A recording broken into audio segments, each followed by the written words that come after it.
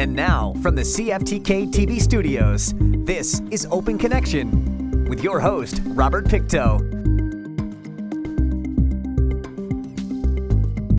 Welcome to Open Connection. I'm your host, Robert Pictou. Our show today comes to you from the traditional and unceded territory of the Sibshan people.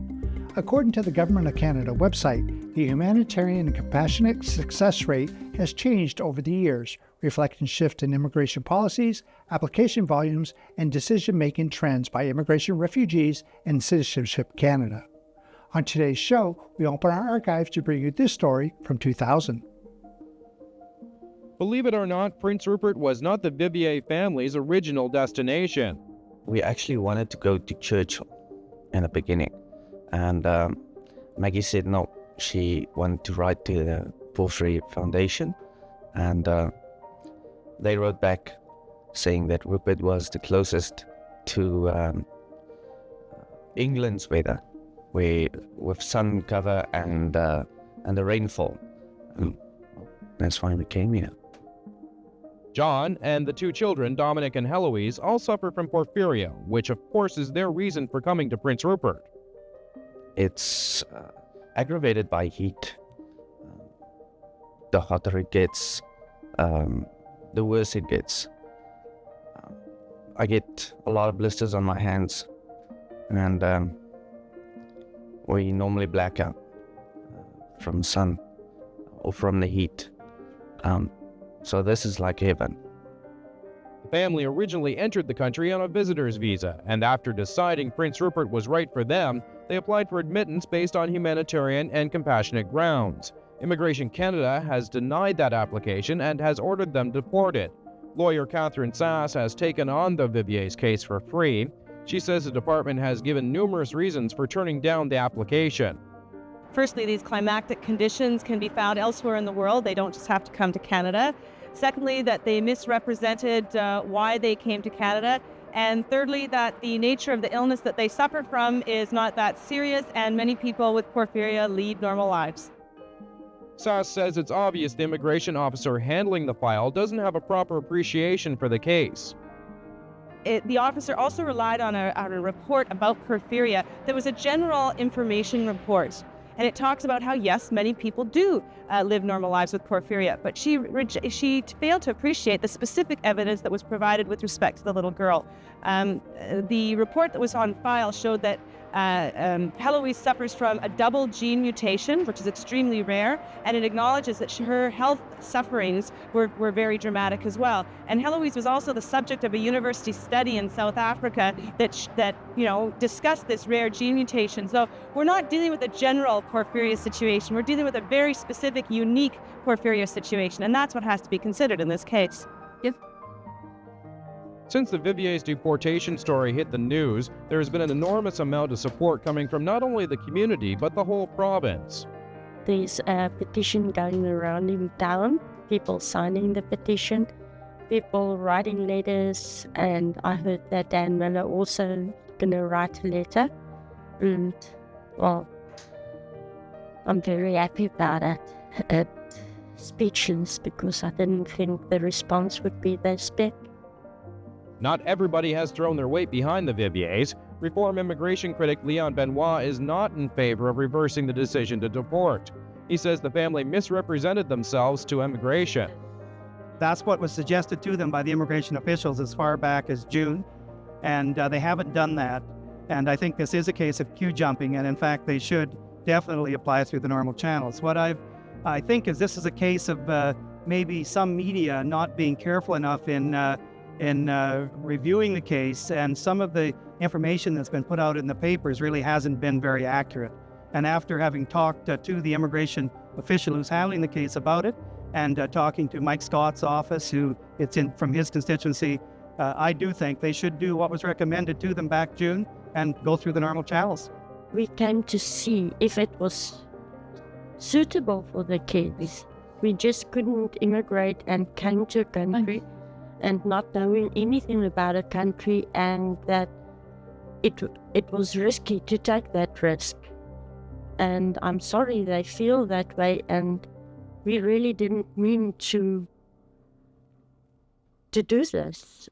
we didn't know about humanitarian and compassionate until we went to the immigration office and they explained that there was a way in humanitarian and compassionate ways we could immigrate and stay in Canada. We didn't know about it, and we just knew about a visitor's visa. We didn't even knew about any other visas you could get. So it's a different country. We're not familiar with anything in Canada.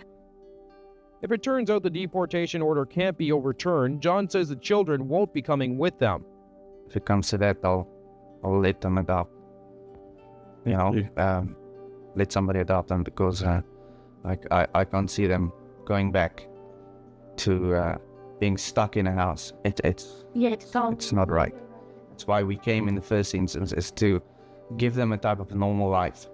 And I don't think being stuck in a house is pretty much normal. The appeal process is underway, and the Vivier's lawyer, Catherine Sass, is also trying to get Immigration Minister Eleanor Kaplan to intervene. So far, the minister hasn't responded, but Sass is sure that everything will work out in the end. I believe the case is a strong case, and I believe that the minister is going to have an opportunity to look at it, and I have confidence that the department will ultimately do the right thing. Maggie Vivier is just hoping Kaplan will listen. Well, I think if I can say something to her is I will be very honored to stay in Canada, and if she can only take a minute and try to put her in our situation and think about that. Open Connection will be right back after these messages. And now, from the CFTK-TV studios, this is Open Connection with your host, Robert Pictou. Thank you for staying with us. When you combine the traits of inventor-tinkerer, someone who both creative and practical, able to conceive of new ideas and bring them to life through hands-on experimentation and modification. Let us return the archives with inventor Al Galvin shares what inspired Howie Curls. Alan McGowan is here at the Terrace Curling Club taking part in the men's league every Tuesday night. And right away it's easy to see there's something a bit different about his rink. They're using the McGowan curl stick. And it's not just in Terrace where McGowan's brainchild is being used. In the last few years, he's gone international. I've got them in every province in Canada and 3 states and 1 in Sweden now. And that's not all. McGowan says his invention has just received the nod from curling's national body. The Canadian Curling Association has now sanctioned it.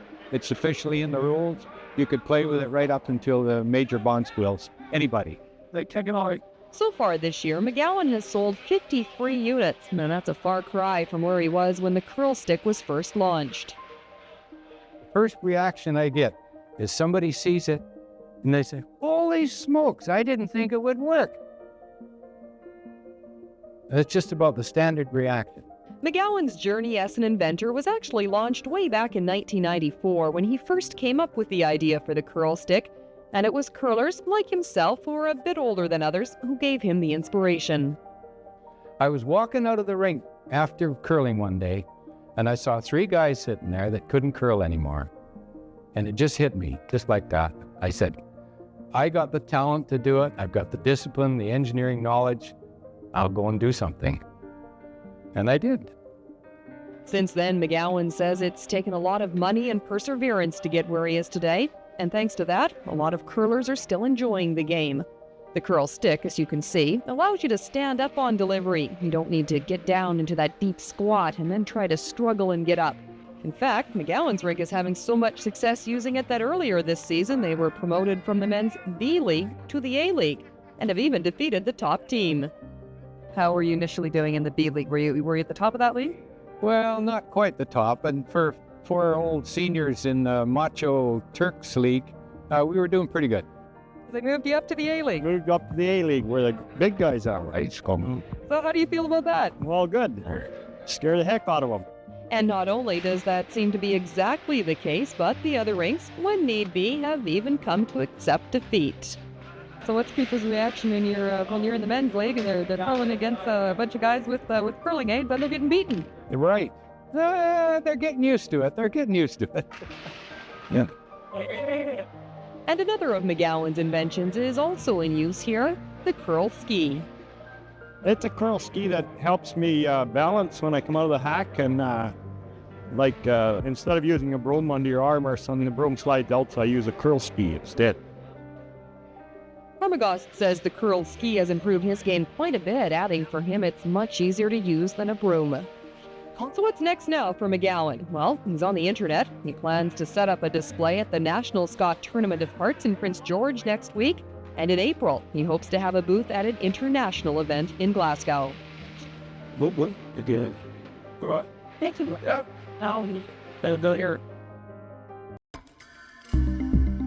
Open Connection will be right back after these messages.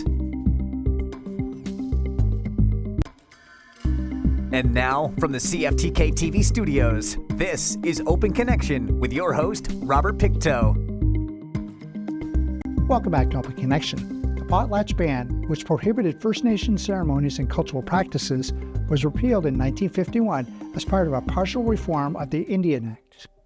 Let us return to the archives with Wayne Robertson shares how he helps Indigenous communities with the process of cultural revitalization.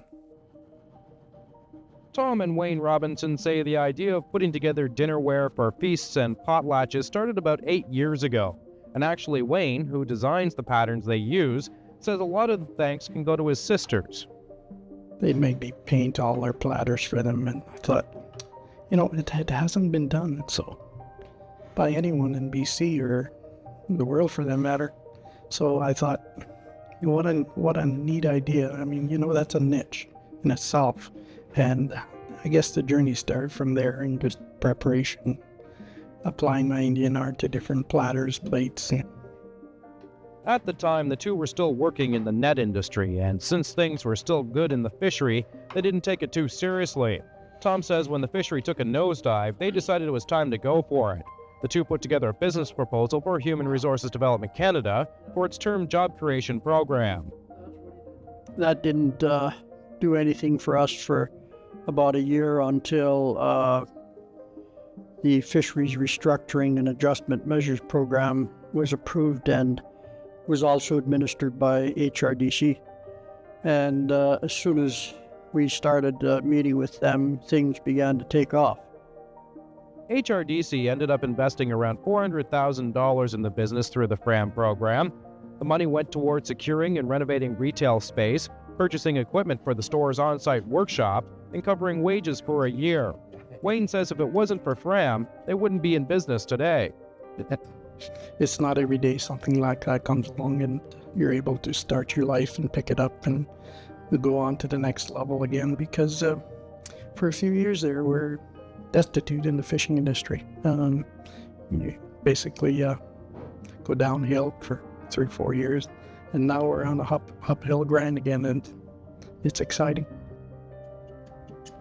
Lady Raven employs about 10 people, all from the fishing industry, and most of them used to building and repairing salmon and herring nets, which Tom says has made it very interesting. Making the transition from network into carpentry, it has been quite a task, because basically what we have to do is to work at keeping our quality under control, because now we're catering to a customer service that, probably demands a lot of quality. And that's kind of been our pet peeve since we started, was to be able to, get that production to a point where, it's satisfactory. I really enjoyed it in the fishing industry tremendously, because we had a handle on, we're born and bred into the fishing industry and serving the fishermen through my dad as a master craftsman in his net business. And naturally, we're hanging on his apron strings and just going from there. And it's the same way in the art field. It's something you totally enjoy. So today, tomorrow, you wake up in the morning and it's just a blessing to come into, try and create something new. The business's main goal is to sell dinnerware wholesale. and they've had a lot of interest from around the province for the sets, which by the way are mass-produced by Royal Dalton. Wayne says they have also been expanding into other areas. The boys turn beautiful wooden bowls and clocks. It's not really traditional, but it's a real, what would you say? People really enjoy coming to shop for their clocks and what have you. Food trays, and we try and do it on a traditional level. Spoons, wooden bowls. So every day we're growing.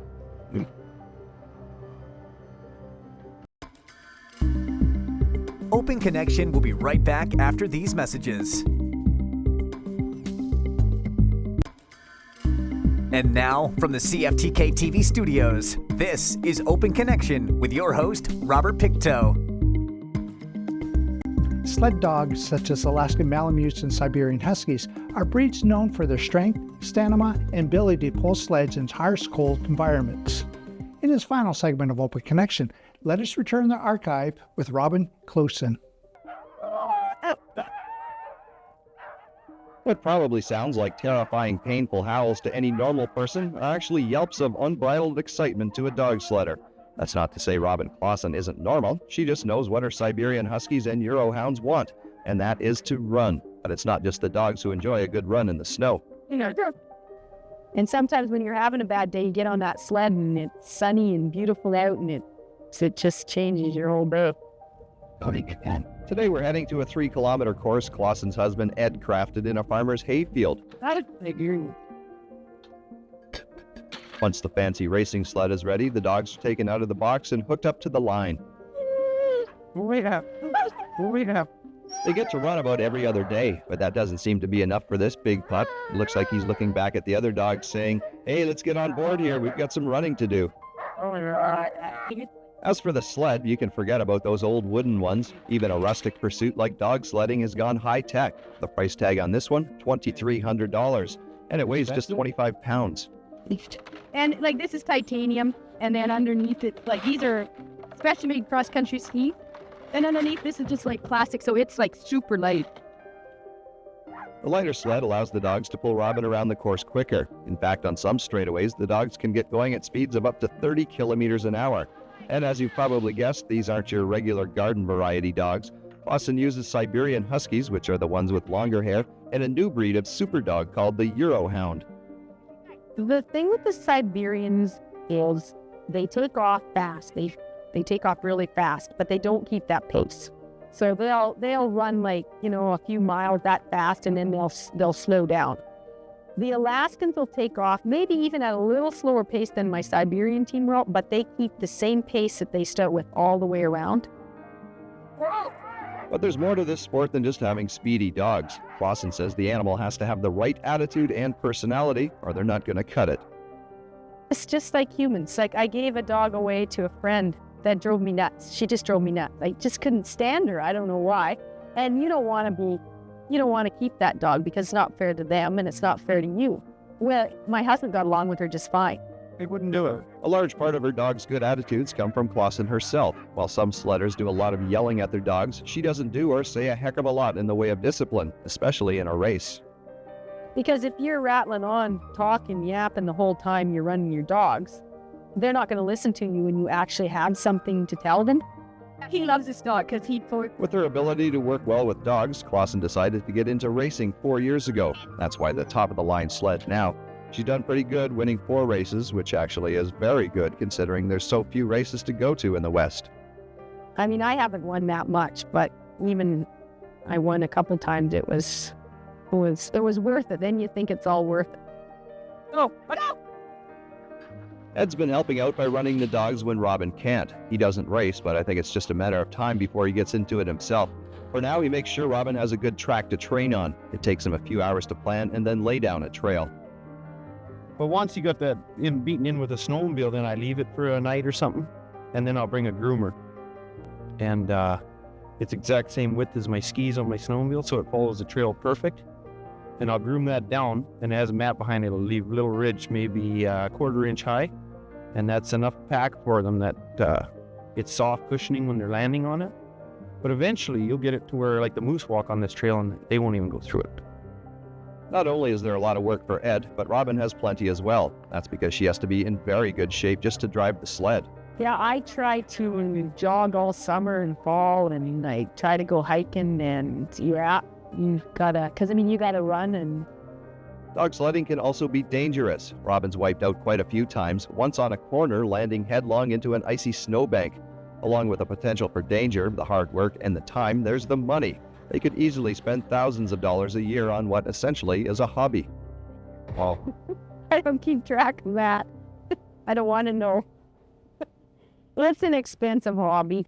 Robin wants to keep on sledding for at least a few more years, and she plans to get a few more dogs in the next little while. But one goal she'd really like to achieve is to race in Alaska.